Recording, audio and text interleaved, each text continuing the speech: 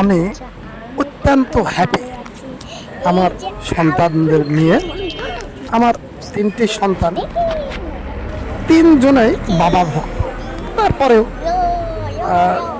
ছেলের চেতে আমার দুইটা মেয়ে চরম আমার ভক্ত।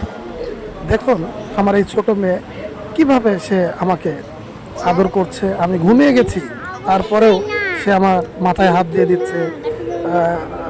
হালকা শীত লাগছিল, সেখানে চাদর তুলে দিল।